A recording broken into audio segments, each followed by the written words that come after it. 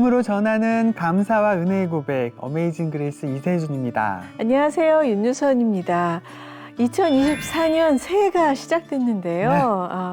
올 한 해도 여러분의 삶 속에서 하나님이 부어주시는 은혜를 풍성히 누리시기를 바랍니다. 그런데 살다 보면 네. 분명히 예기치 않은 일들도 생길 것이고 그렇죠. 또 상황, 기분에 따라서 흔들릴 때도 있을 건데요.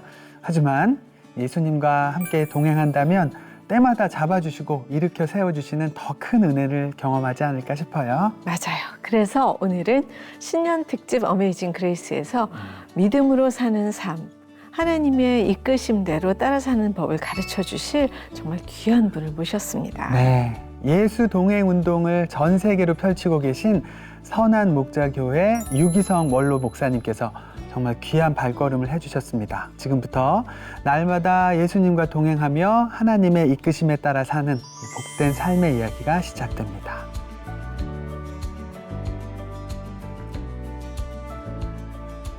목사님 어서 오세요. 안녕하세요. 예, 목사님 와주셔서 감사합니다. 감사합니다. 저희 어메이징 그레이스에도 새해 첫 방송에 첫 순서로 목사님 모시게 됐습니다. 네. 애청자 여러분께 첫 그 새해 인사 좀 나눠주세요. 우리 어메이징 그레이스를 사랑하고 또 은혜 받으시는 모든 분들에게 하나님은 사실 변함없이 동일하게 사랑이 풍성하세요. 올해도 틀림없이 그럴 겁니다. 그 말은 어려움도 없고 힘든 일도 없을 거란 뜻이 아니고 그런 일들이 많음에도 불구하고 더 확실한 것은 하나님의 독생자를 주시기까지 우리를 사랑하셨던 그 사랑은 변함이 없다는 거예요. 그러니까 두려울 일이 없는 거죠. 네. 감당할 힘도 주실 거고 또 더 합력하여 선을 이루게 될 것이라고 정말 믿으시고 믿음 안에서 하나님 기뻐하는 뜻대로만 올곧게 살기를 축복합니다. 아멘. 감사합니다.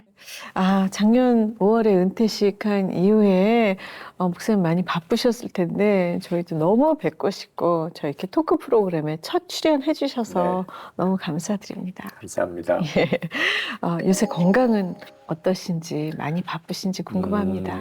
은퇴하고 난 다음에 꼭 하늘을 날아다니는 것 같아요. 네.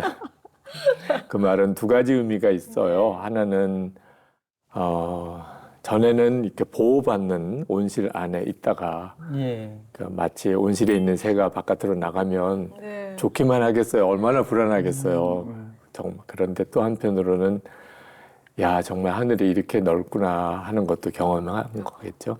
하나님께서 지난 한 65년 동안 여러 가지 모양으로 저를 단련하고 훈련도 하셨던 것 같아요. 네. 새로운 도전에 대해서 위축된 마음이나 두려운 마음보다는 역시 이 일도 지나고 나면 너무너무 은혜로울 거야. 그런 마음이 들어서 믿음이 조금은 자란 것 같아요. 5년 이른 나이에 조기 은퇴를 결정을 하시고 작년에 선한 목자교회 원로 목사님으로 추대가 되셨는데 왜 이렇게 일찍 은퇴를 하신 걸까요? 일찍 은퇴하신 목사님들은 사실 많으세요. 네, 많으신데 저에게 있어서는 제가 일찍 은퇴를 하겠다고 결정한 게 아니고 저희 교회 장로님들께서 큰 결심을 하셨어요.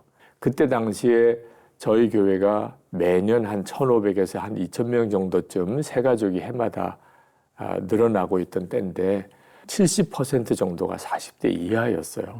그러니까 교회가 굉장히 젊은 사람들이 많이 모이는 세대였어서 장로님들이 65세 은퇴를 하자. 그래서 조금이라도 젊은 사람을 장로로 세워서 그분들이 일할 수 있도록 길을 열어주자.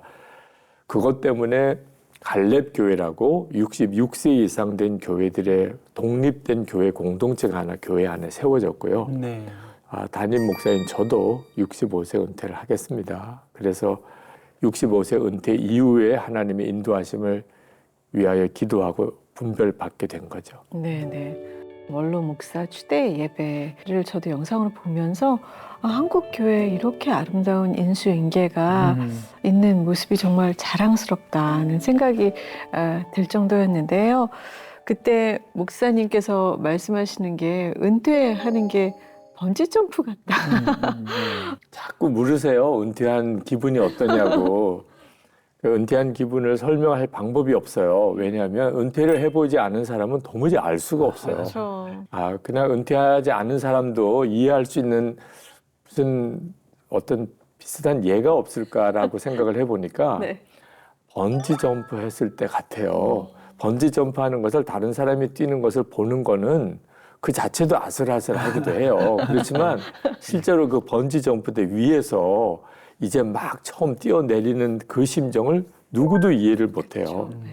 꼭 그 느낌이고 번지 점프대를 뛰어내릴 때 두 가지 느낌이 있어요. 하나는 굉장한 두려움이에요. 여기서 내가 진짜 공중에 뛰어 이제 저 밑으로 떨어지는 그 두려움. 네. 또 하나가 막상 탁 뛴 순간에 그때 느끼는 하늘을 나는 그 말할 수 없는 기쁨과 새로운 경험. 네. 그 느낌을 나눴었어요. 그리고 원로 목사 추대 예배는 안 하고 싶었어요. 왜냐하면 어쩔 수 없이 은퇴하는 목사에게 한마디라도 더 칭찬하고 또 그 목사가 했던 거 하나라도 더 사람들에게 좋게 그걸 표현하려고 할 거 아니겠어요. 당연하죠. 근데 네. 후임 목사님에게 그건 하지 말자. 후임 목사님 취임 예배만 하시자 그랬는데 후임 목사님에게 일단 목회 전권을 다 넘겨드린 입장에서 해야 합니다 이러시더라고요. 그래서 저도 할 수 없이 순종하는 마음으로 했는데요. 네. 너무 감사했어요. 저를 위한 배려나 모든 게 너무 감사했지만 주님 앞에서 너무 죄송한 생각이 들기만 했어요. 그래서 두 가지 마음이 사실 다 있었습니다. 근데 그 은퇴 후에 가장 어려웠던 일이 사무실을 정리하는 일이었다. 이런 말씀도 하셨는데 이게 무슨 의미일까요? 사무실이 너무 많이 어지러져 있었나요? 뭐 그러기도 했었어요. 네. 사무실 관리를 잘 하고 산다고 뭐 청소도 하고 하지만 실제로 이제 이 사무실에는 이제 후임 목사님이 이제 교회 제 담임 목사실에 들어오시게 되니까 제 물건은 다 정리해야 되잖아요. 네. 근데 그러면서 이제 하나하나 정리해 보니까 시간이 엄청나게 많이 걸리는 거예요.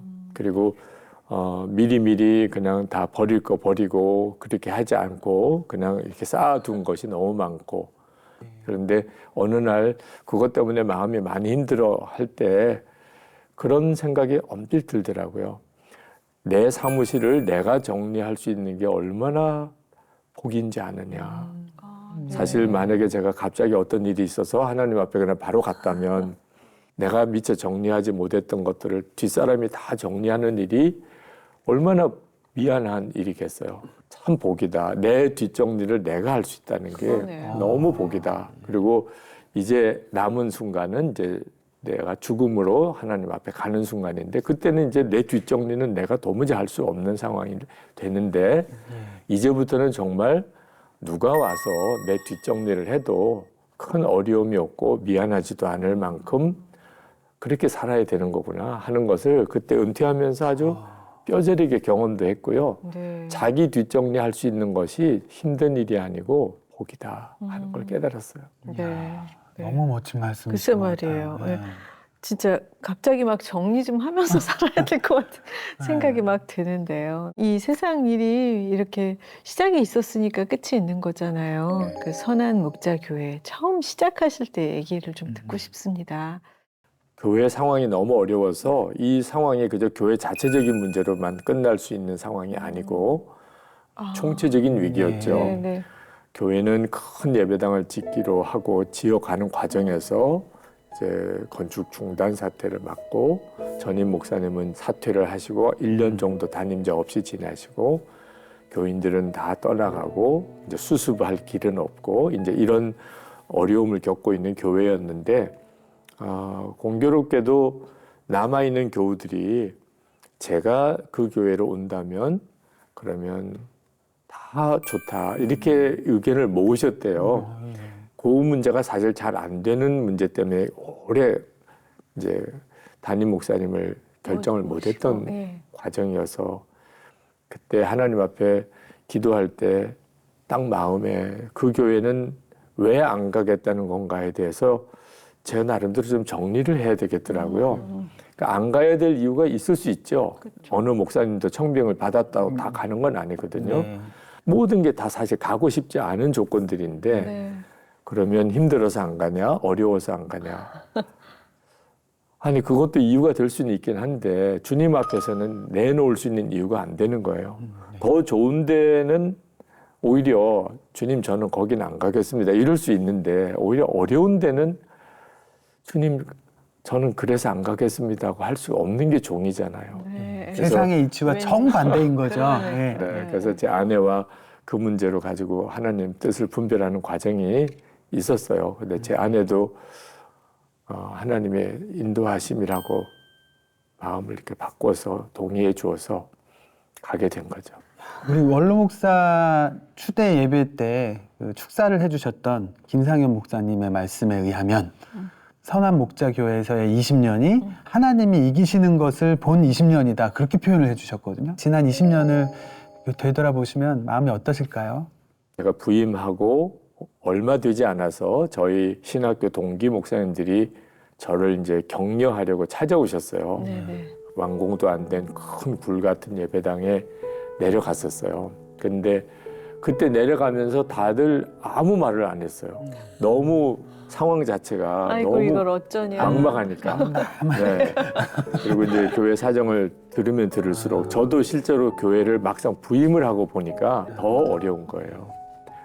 그래서 그때 기도를 해달라고 목사님들이 오셨으니까 기도해달라고 그래서 다들 간절한 마음으로 기도를 해주고 이제 우리 동기 목사님 중에 한 분이 대표 기도를 해주셨는데 그 목사님이 처음 기도를 이렇게 시작하셨어요. 하나님, 사람으로는 불가능한 일이기에 감사합니다. 이렇게 얘기했어요. 그 뒤에 어떤 기도를 하셨는지는 기억이 안 나요.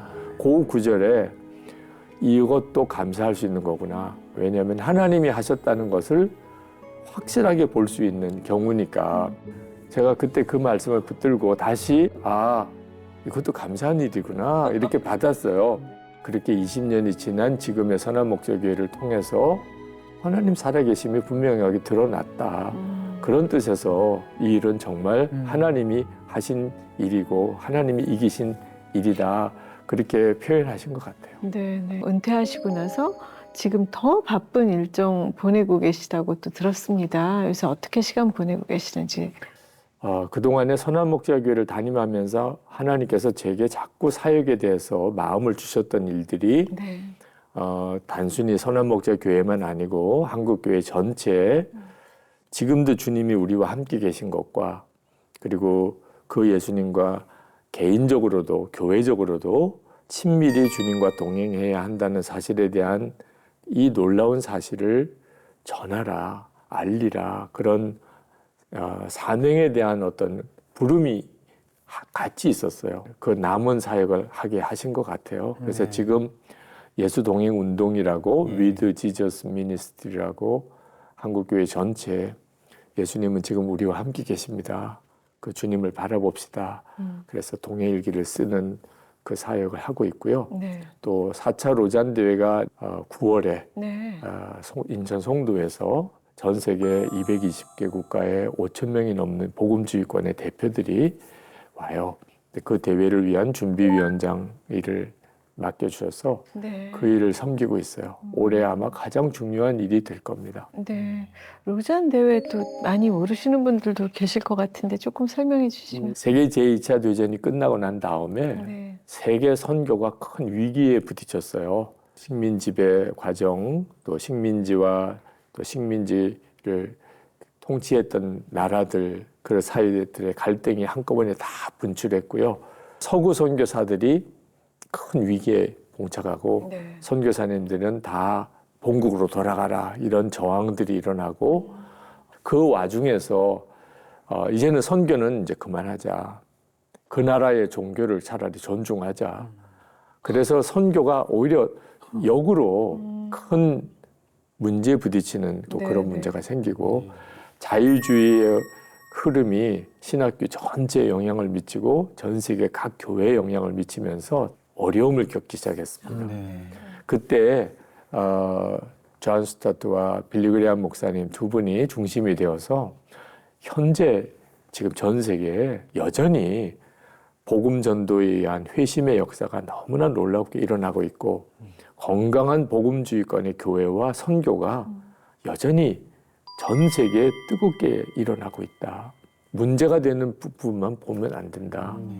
현장에 있는 많은 목회자들과 선교사님들과 전문인들이 함께 모여서 이 다음에 우리가 이 문제를 어떻게 풀어가야 될지를 논의할 모임이 필요하다. 그래서 1974년에 스위스 로잔이라는 도시에서 복음주의권의 선교 대회가 첫 대회가 열렸던 거예요. 세계 선교의 중요한 전략들, 방향성들이 다 그 로잔 운동에서부터 나온 것들이에요.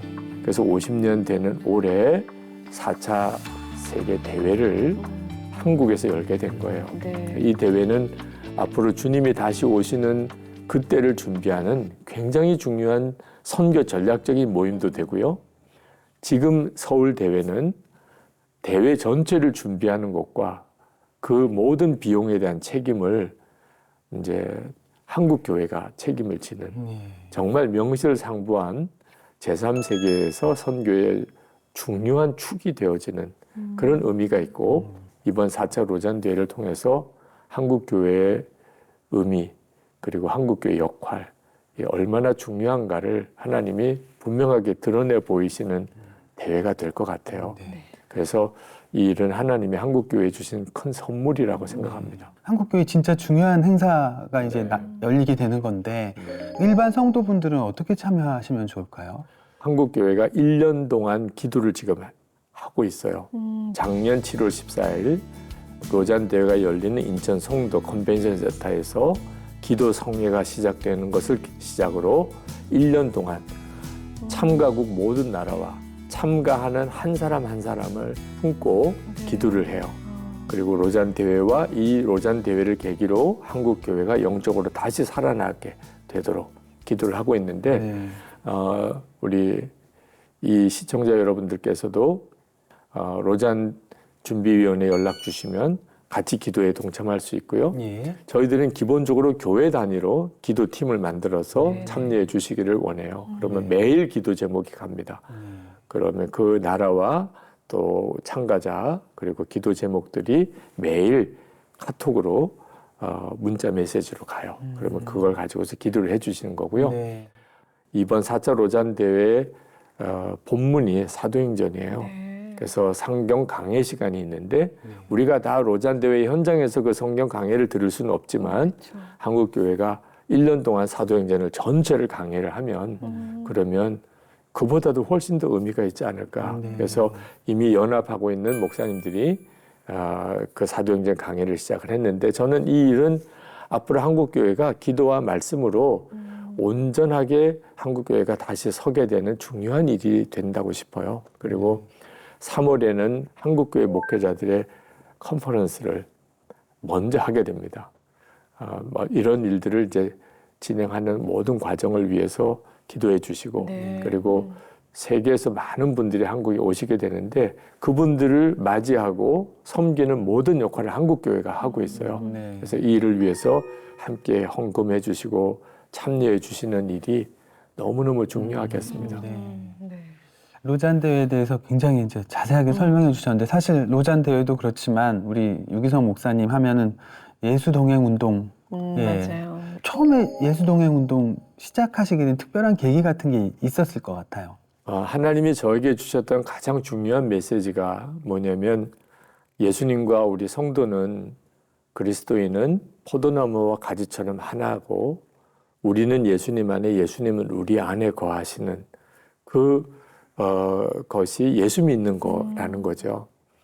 근데 많은 성도들이 다 알아요. 설교를 하고 외치면 다 아멘이고 다 그렇게 살고 싶은데 예배당에서는 기억했다가 주차장 가면 잊어버리고 집에 가면 다 잊어버리고 그러니까 이 내용을 매번 제가 설교할 때마다 성도들은 처음에는 너무 은혜 받았다가 그 다음에는 점점 얼굴이 어두워져요. 목사님 안 되는데 어떡해요. 못 살겠어요. 이제 그렇게 되는 문제가. 그래서 저도 그 문제로 하나님 앞에 정말 기도하다가 갑자기 하나님이 제 마음에 주님을 계속 의식하고 바라보는 훈련이 일기를 쓰는 훈련이라는 것을 알게 됐어요. 그래서 2011년 전 교인들에게 일기를 쓰면서 주님과 동행해 보시라고 제안을 했어요. 저는 교인들이 너무 기뻐할 줄 알았어요. 목사님 정말 좋은 방법을 가르쳐서 너무 좋아요. 그럴 줄 알았는데 얼굴이 다 갑자기 어두워지기 시작하더라고요. 일기를 쓰시라니까. 아니 목사님 지금 얼마나 바쁘고 힘든데 일기까지 써야 돼요. 그걸 또 일기를 나누라니. 다들 얼굴이 너무 어두워진 거예요. 제가 순간 좀 당황했어요. 네, 집에서 매일 저희 큰아이 일기 쓰는 거 옆에서 그 씨름하는 거 아주 죽겠거든요. 부목사님들도 뭐 너무 난감해 하시는 거예요. 저하고 같이 이제 일기를 같이 나누자고 하니까 네. 받아들이기가 쉽지 않아들 하셨는데 주님과 실제로 동행하는 것이 저절로 이루어진다고만 생각하니까 그런 문제가 생기는 거예요. 세상에 그런 법은 없어요. 어떤 사람과 친해지려면 그 사람과 늘 만나고 함께 어떤 어려운 일을 같이 겪고 그런 동안에 친밀함이 형성되는 거지. 처음 만났는데 어떻게 갑자기 친해져요? 그리고 또 안 만나고 있는데 어느 날 갑자기 친해지는 일이 어떻게 일어나요? 근데 주님과는 그렇게 되기만 자꾸 기다리는 거죠. 그래서 우선은 그런 갈급한 분들하고 일기를 쓰기 시작을 했어요. 네. 그러면서 이게 뭐야? 이런 일들이 어떻게 일어날 수 있지? 이제 이런 일들이 일어나기 시작하고 교우들 안에 일기 쓰는 일이 중요하구나. 그러다가 이제 코로나19로 인한 큰 어려움을 3년 동안 겪으면서 교회에서 모일 수도 없고 성도들끼리 만날 수도 없고 이런 문제에 딱 부딪히니까 비로소 예수님과의 친밀함이 훈련되지 않은 상태에 우리가 얼마나 큰 영적인 혼란에 빠질 수 있는지를 실제로 경험을 한 거예요. 강제로.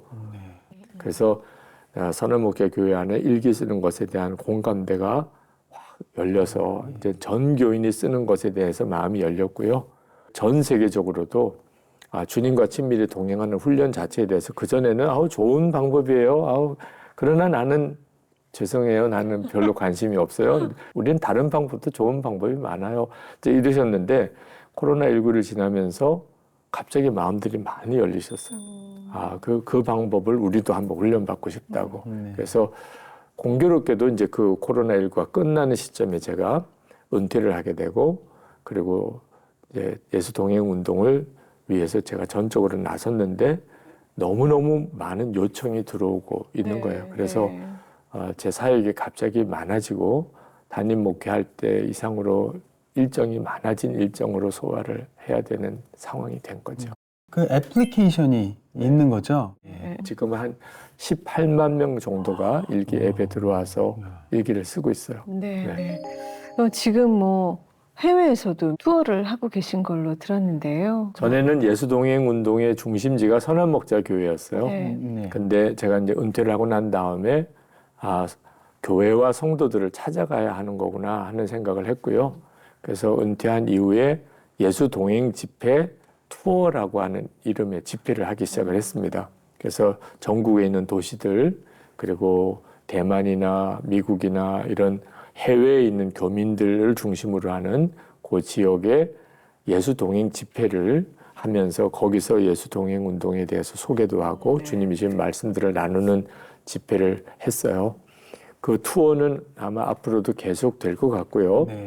고정적으로 주님과 동행하기를 갈망하고 실제로 그 은혜를 받은 성도들이 모여서 받은 은혜도 서로 나누고 또 함께 말씀으로 도전받고 한국교회를 위해서 기도할 수 있는 예수동행 정기 집회가 필요하겠다. 그래서 감리교신학대학교에서 웨슬리 채플이라고 큰 예배당을 그 일을 위해서 학교가 기쁨으로 내어주셔서 거기서 예수동행 정기 집회가 12월부터 시작이 됐고요. 아울러 함께 청년 집회도 같이 시작이 됐어요. 그래서 다음 세대 청년들에게 예수님과 동행하는 훈련을 그때부터 시작하도록 그래서 청년들과 신학생들을 위한 집회를 함께 감리교신학대학교에서 격주로 이렇게 집회를 시작을 했습니다. 네. 사실은 믿음이 부족해서 그런 건지 이게 하나님이 주시는 마음인 건지 그냥 내가 나 혼자 그냥 먹은 결심인 건지 이게 분별이 잘 안 될 때가 있거든요. 이건 맞아요. 어떻게 구분하면 좋을까요? 그래서 많은 성도들이 그 문제 때문에 예수님을 믿지만 실제로 주님의 인도하심을 받는 명확한 그 영적인 기쁨과 확신이 없어요.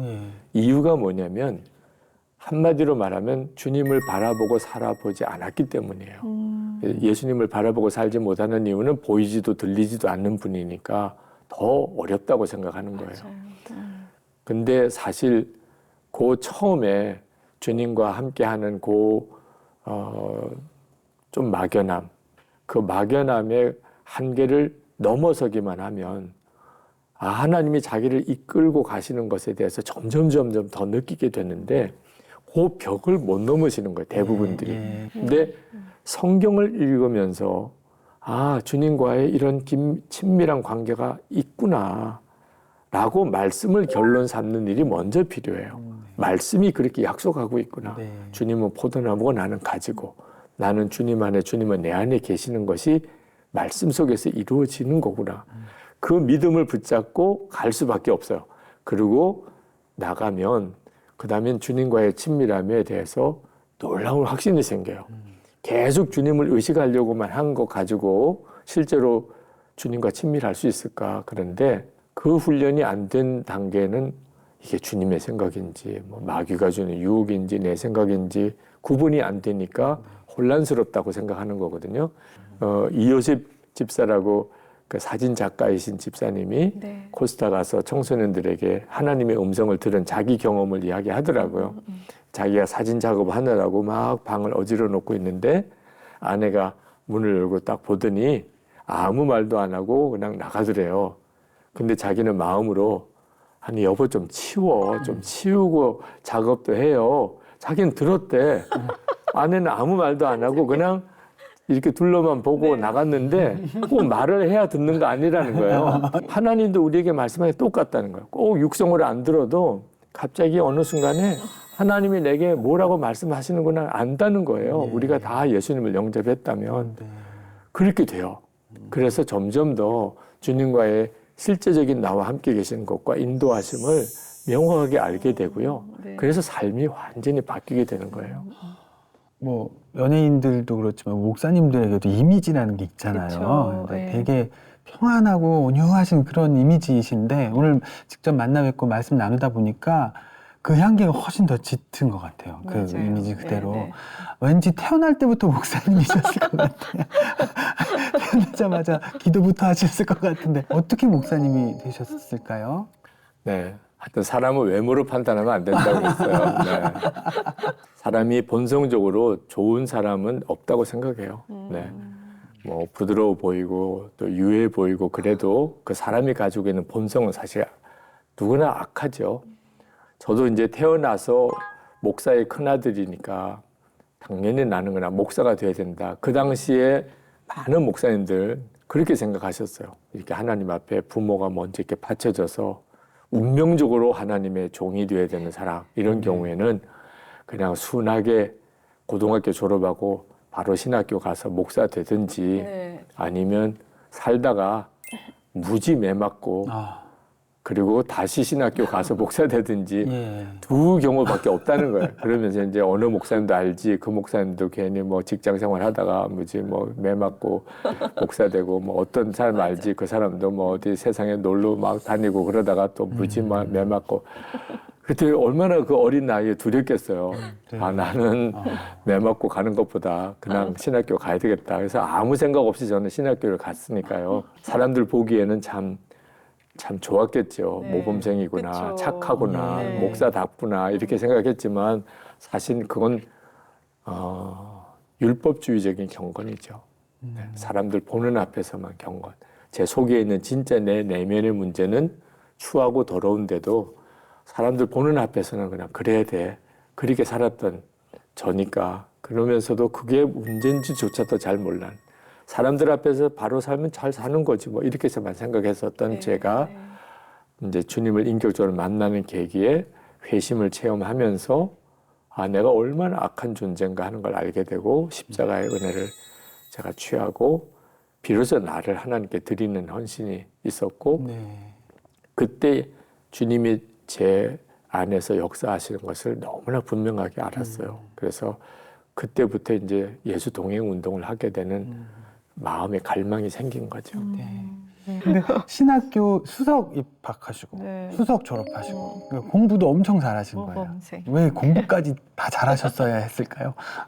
공부를 열심히 해서 신학교에 들어갈 때 좋은 성적으로 들어갔던 일은 저에게 있어서는 사실 마음 아픈 일이기도 했어요. 왜냐하면 중학교, 고등학교 지날 때 다들 뭐 어느 대학 간다, 나는 어디 간다, 이렇게 나는 신학교 간다. 그러면 꼭 어떤 느낌이냐면, 아유, 공부도 못하니까 신학교 가는구나. 그렇게 생각을 하는 것 같아요. 네. 왜냐면 객관적으로 그냥 학교 입학 커트라인이 낮으니까 그게 뭐가 문제가 되길래 하여튼 그때는 마음에 공부 못해서 신학교 간다고 할까봐. 그래서 막 엄청 공부를 했어요. 그래서 얘가 이렇게 공부 열심히 하는 거 보니까 딴 생각이 있구나. 신학교 간다고 말은 하지만 아닌가 봐. 그래가지고 괜히 신학교 갈 때 어려웠어요. 예수를 믿으시는 선생님이 한 분이 계셨는데 네. 그분이 이제 교감 선생님 만나서 이해를 잘 못하시겠지만 이런 집안의 아이는 가야 됩니다. 이거 학교에서 안 써준다고 그래서 다른 학교를 갈 수 없습니다. 그래서 이제 마지막에 이제 원서 도장 받고 이제 원서를 내기도 했었어요. 근데 나는 공부는 잘해, 성적은 좋아. 그게 주의 종 되는 일에 아무 도움이 안 돼요. 근데 괜히 그냥 인간적으로만 괜히 그런 거 자랑하고 싶고 드러내고 싶고 이런 마음 때문에 네. 그래서 저는 사실 대학원 다니다가 중퇴했어요. 그때 내가 공부를 열심히 잘했다는 게 그게 오히려 주의 종 되는 데는 걸리는구나. 그래서 하나님 제가 그럼 이것도 다 하나님께 드립니다. 그리고 이제 진짜 주의 종으로서의 길을 가보겠다고 그렇게 했던 과정을 이제 겪었는데 그러니까 불필요한 일을 했던 거예요. 정말 바보 같은 일을 했던 거죠. 믿어지지 않지만 제가 목사님 설교 영상 이렇게 보다가 초기에는 그 설교에 대한 열등감이 있었다는 말씀하신 그 설교가 기억이 납니다. 지금도 뭐 설교를 잘한다고 생각은 하지는 않는데 네. 문제가 이제 저 스스로가 그 문제에 매이질 않으니까 이제 좀 편한 거죠, 사실. 네. 근데 그게 마음이 매일 때는 그건 정말 끔찍한 일이었어요. 목사인데 설교에 대한 자신감도 없고 나는 설교하면 사람들이 비웃는다고 생각하고 이제 이런 생각을 막 하니까 네. 그랬던 계기가 제가 이제 부산에서 어릴 때부터 이제 자랐기 때문에 사투리가 아주 입에 배었죠. 네네. 근데 이제 서울의 신학교에 와서 어린이부 예배 설교를 해야 될 때 아이들이 제가 부산 사투리로 막 설교를 하니까 막 따라하고 웃고 막 그걸 너무너무 저 자신이 끔찍했어요. 그때 밤마다 이제 음악 방송 들어가면서 억양이 어떻게 차이가 나는 거지 뭐 이제 그러면서 그 1년 동안을 그렇게 억양을 고치며 그래서 이제 부산 사투리를 어지간히 고쳤는데 네네. 열등감은 해결되지 않더라고요. 근데 그때 열등감을 해결해 주셨던 것이 말씀이었어요. 고린도전서 1장 27절에서 29절에 보면 하나님이 약한 자를 들어 강한 자를 부끄럽게 하려 하시고 미련한 자를 들어 지혜로운 자를 부끄럽게 하려 하시고 하나님이 천한 거 없는 거 멸시받는 것들을 택하여 쓰신다고 말씀이 나와요. 그 큐티하는 본문이었는데 제 마음에 안 와닿는 거예요. 그 말씀이. 하나님이 이왕이면 강한 자, 지혜로운 자를 더 크게 쓰실 수 있지. 더 크게 쓰실 수 있지. 왜 일부러 약한 자를 택하시나. 그래서 이제 한 3일 동안 고민하다가 그래도 이게 하나님 말씀인데 그래서 이건 믿을 거냐 안 믿을 거냐 하는 문제이구나. 그래서 3일째 되는 날 한마디에 한 거예요. 하나님 믿겠습니다. 그런데 그때 성경책을 끌어안고 진짜 그 방바닥에 그냥 머리를 쳐박고 울었어요. 뭐라고 설명할 수 없는 막 눈물이 터져 나와요. 그러니까 약한 자를 택하여 쓰신다는 말씀을 믿는 게 그렇게 엄청난 건 줄 몰랐어요. 그러니까 그동안에 말씀을 많이 알아도 말씀을 안 믿은 거예요. 그러니까 말씀대로 못 사는 거예요. 말씀대로 믿는 게 이렇게 놀라웠고도 충격적인 일이구나. 처음 그 경험을 절절하게 했는데 그게 바로 이제 열등감이 무너지는 거예요. 하나님 앞에 나 그동안 이래서 나는 안 돼, 나 이래서 못해 이런 생각만 하고 살다가 그렇기 때문에 나를 쓰신다는데 그러면 된 거지. 그래서 엄청 마음이 정말 자유로워졌어요. 그리고 이제 말을 이렇게 느릿느릿하는 것 때문에 또 막 비판하는 분들도 계셨어요. 특히 제가 청년 설교를 해야 되는데 목사님 노인 스타일이에요. 그건 청년들 스타일이 아니에요. 그래서 그것도 너무 또 마음의 자질인데 네. 그런데 어느 날 해외 동포가 저에게 메일을 보냈어요. 저는 목사님 말씀에 너무 은혜 받는데요. 자기는 한인 2세라 한국말을 잘 못 알아듣는데 근데 목사님 말씀은 다 알아듣는데 설교가 너무 진정성 있게 저희는 귀에 쏙쏙 들어오는데 또 맞습니다. 목사님도 이런 고민을 네. 하셨다니. 목사님의 아버님도 목사님이셨고 할아버님도 목사님이셨죠. 할아버지의 하나님이 나의 하나님이 되기까지 또 아버지의 하나님이 나의 하나님이 되기까지 거기 좀 어려움과 방황 같은 것도 있으셨을 것 같아요. 네, 그러니까 겉으로 믿음이 좋은 거는 착하다, 네. 또 순종적이다, 네. 모범생이다, 뭐 빗나가는 생활 없다. 그러면 우리가 흔히 믿음 좋다고 말해요. 맞습니다. 이 청년 믿음 좋아요. 뭐 이렇게 표현하는데 사실 진짜 믿음이 좋은 것은 다윗과 같이 골리앗 앞에 섰을 때 두려울 수밖에 없는 상황인데 두렵지가 않고 염려 걱정이 많은 상황인데 염려가 없고 이제 이런 형태의 믿음은 없었어요. 부모로부터 믿음은 잘 이어받은 것 같지만 실제적으로 제 안에서의 하나님과의 만남으로 인한 믿음이 없었던 거죠. 1984년 4월 12일인데 군목 훈련 받을 때 제가 다리를 부러지는 중상을 입고 그때 장애인이들 진단을 받고 찾았던 분이 아버지였어요. 하나님이 아니고. 네. 아버지에게 연락을 해야 된다고 생각해요. 그걸 나중에 갔어요. 아버지에게 연락이 안 되고 나 혼자 이제 수술 대기실에 남아있을 때 하나님, 내가 하나님을 믿는 목사지. 그게 참 기가 막힌 거죠. 그래서 하나님을 불렀는데 하나님은 아무 대답이 없으시고 그때서야 나는 하나님을 안 믿는 목사구나. 그게 저를 엄청 비참하게 만들었어요. 그게 이제 저희 회심의 시작이었는데 그게 사실 제 믿음의 실상이었던 거죠. 그때 제가 비로소 이제 주님을 붙들게 되는 계기가 됐고 할아버지는 저는 만나 뵙지도 못했어요. 6.25 때 순교하셨어요. 네. 제가 부흥의 강사로 어느 호텔에 이제 강사 숙소를 잡아주었을 때 할아버지는 순교하셨다는데 손주인 저는 아주 젊은 나이인데 이렇게 부흥의 강사로 좋은 대접을 받는 게 너무 극명하게 비교가 되는데 할아버지 상급이구나 이런 생각이 딱 들더라고요.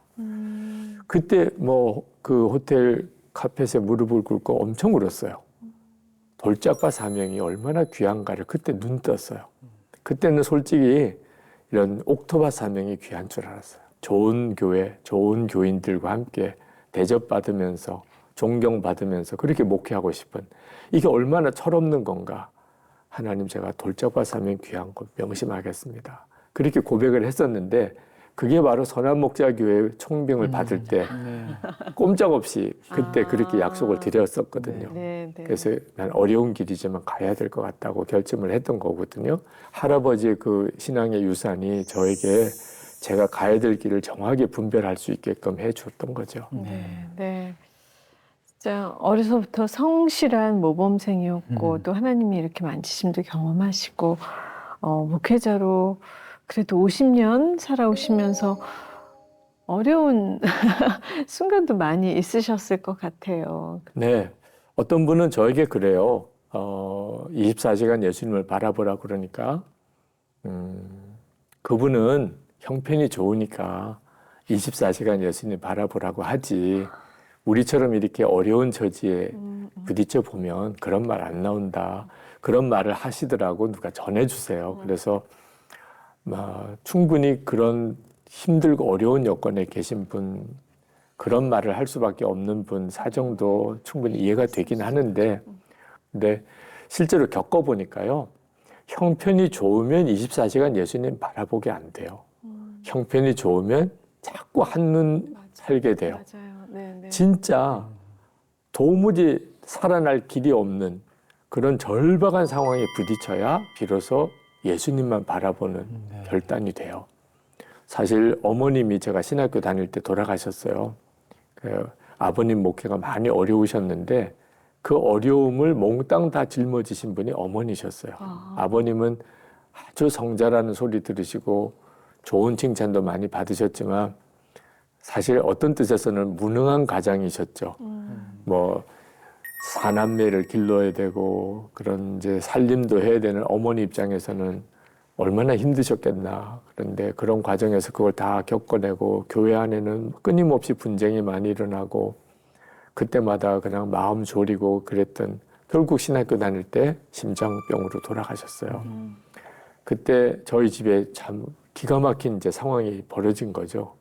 저는 군목 훈련 갔다가 다리가 부러져서 인관 못하고 다시 돌아와야 되고 그걸 3년 동안 반복을 하게 됐고 군인병원에서 큰 수술 3번이나 하게 되는 그런 어려움을 또 겪었고 제 아내가 암으로 정말 이게 죽느냐 사느냐 하는 그런 상황까지도 가는 상황에 다 몰리기도 되고 근데 그 와중에서 한 가지 감사했던 것은 어떤 순간도 왜 나는 이렇게 힘들지? 왜 나는 이렇게 어려워? 이렇게 생각 안 하고 지금 이 상황에서 어떻게 하는 것이 주님이 기뻐하실까? 그 방법으로만 길로만 왔기 때문에 지금 여기까지 온 것 같아요. 근데 그게 바로 예수님은 내 안에 계시다고 하는 믿음 때문이었어요. 예수님이 내 안에 계시니까 왜 나는 이런 어려움을 겪나요? 이렇게 하기보다는 주님 어떻게 하는 게 주님이 기뻐하시겠습니까? 그렇게 할 수 있었어요.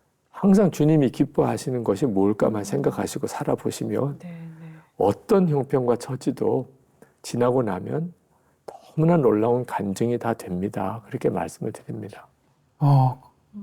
그럼 반대로 그 힘들었던 일 말고 그동안 그 주님과 동행하면서 살아오신 50여 년 동안 제일 기뻤던 일, 지금 생각해도 난 이때가 제일 행복했다. 어떤 일이 하나 딱 떠오르실까요? 저 개인적으로는 제가 고등학교 2학년 때 예수님이 제 안에 계시다는 메시지를 처음 들었어요. 중고등부 전도사님이. 그런데 안 믿어졌어요. 한 번도 생각해 본 적도 없는데 그 말은 안 계시다는 말이잖아요. 근데 예수님이 마음이 안 계시다는 말은 그 사람이 구원 못 받았다는 뜻이다. 또 이렇게 말씀하시니까 그건 또 너무 심각한 문제예요. 그러면 나 구원 못 받았나? 나 목사도 돼야 되는데 심각해요. 그러면 우리 교회 장로님들이나 교회 어른들이 목사인 큰아들이 제가 구원도 못 받은 사람이라면 아버지는 더 어려울 것 같아요. 막 총체적으로 혼란스러워요. 근데 전도사님에게 가서 상담을 했는데 제 안에 계시다는 거예요. 전도사님은. 내 안에 계신 걸 나도 모르겠는데 어떻게 그 전도사님이 저렇게 이야기하시나. 그때 제가 안 계세요. 전도사님 제 안에는 안 계세요. 이렇게 말을 해야 되는데 너무 겁이 나는 거예요. 안 계시다고 이야기를 해서 전도사님이 진짜 안 계시냐? 이렇게 나오면 그다음부터는 이게 대책이 안 서요.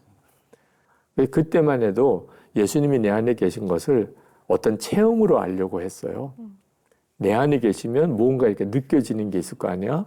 들릴 거 아니야? 뭐 주님이 나에게 무슨 역사를 해 주실 거 아니야? 이렇게 생각을 했거든요. 그러니까 오랫동안 방황을 했어요. 내 안에 계신 것 같기도 하고 안 계신 것 같기도 하고 이런 일이 막 계속 반복되는 겁니다. 그러다가 고린도전서 12장 3절에 보면 성령이 아니하시고는 예수를 주라고 할 자가 없다. 그때 내가 예수님을 주님이라고 고백하는 것은 언제나 변함이 없잖아요. 그러니까 예수님이 내 안에 계시네. 성령님이 내 안에 계시니까 예수님을 주님이라고 고백한다.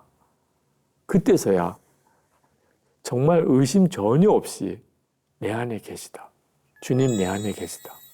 그때 지금 이제 말씀하신 것처럼 진짜 춤을 출 정도로 기뻤어요. 와, 내 안에 정말 계시구나. 내가 앞으로 받을 은혜가 아니고 이미 받은 은혜가 너무 놀랐구나. 그 점에 대해서 완전한 확신을 갖게 되었을 때 그때가 정말 너무너무 모든 것을 다 얻는 것 같았고 이제는 더 이상 어두운 가운데 막 헤매듯이 사는 게 아니고 너무나 선명하게 주님과 동행하는 삶을 살게 됐어요. 자, 이제 저희 어메이징 그레이스의 공식 질문이 남았는데요. 원래는 나의 하나님, 내가 만난 하나님은 어떤 하나님이시다라는 게 이제 공식 질문인데 오늘은 목사님이 오셨으니까 목사님과 늘 함께 동행하신 하나님은 어떤 하나님이셨는지 여쭙고 싶습니다. 그냥 한마디로만 말씀하라고 한다면 요한복음 15장 5절에 있는 말씀 그대로예요. 주님은 포도나무고 저는 가지여서 주님과 저는 십자가에서 그냥 하나가 되는 은혜를 받았어요. 사실 말도 안 되는 일인 거죠. 예수님께서 나와 한 몸이 된다는 일은 예수님 입장에서는 사실 말도 안 되는 일인데 네. 그게 말할 수 없는 은혜였던 거예요.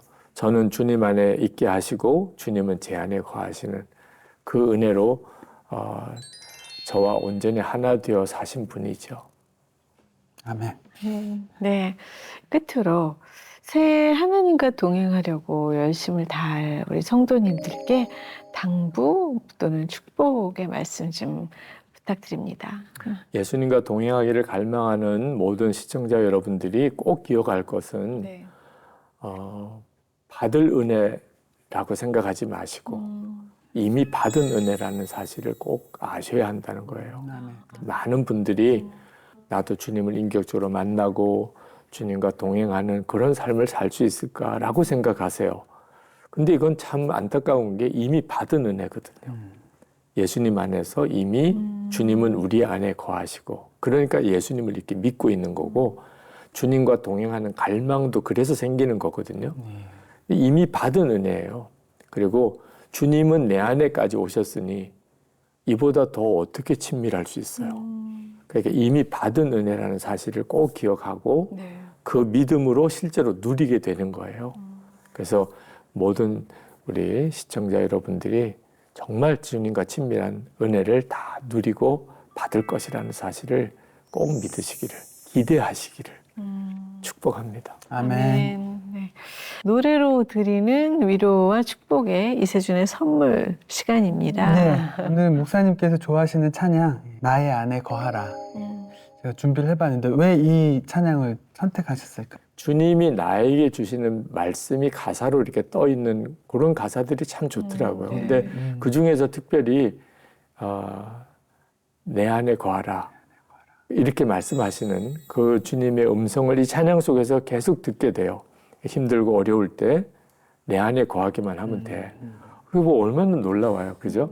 그래서 저는 그 찬양을 듣는 게 늘 너무 감사했어요. 그리고 주님 앞에 내가 찬양을 부를 때도 내 목소리로 부르지만 주님이 나에게 말씀하시는 것이다 이렇게 생각하고 늘 은혜를 받았거든요.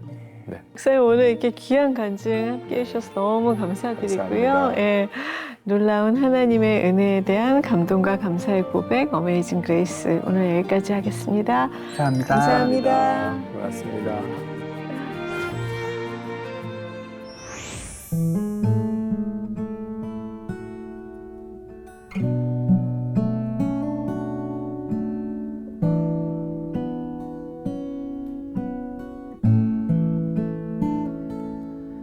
나의 안에 거하라 나는 내 하나님이니 모든 환난 가운데 너를 지키는 자라 두려워하지 말라 내가 널 도와주리니 놀라지 말라 내 손 잡아주리라 나의 안에 거하라 나는 내 하나님이니 모든 환난 가운데 너를 지키는 자라 두려워하지 말라 내가 널 도와주리니 놀라지 말라 내 손 잡아주리라 내가 너를 지명하여 불렀나니 너는 내 것이라 내 것이라 너의 하나님이라 내가 너를 보배롭고 존귀하게 여기노라 너를 사랑하는 내 여호와라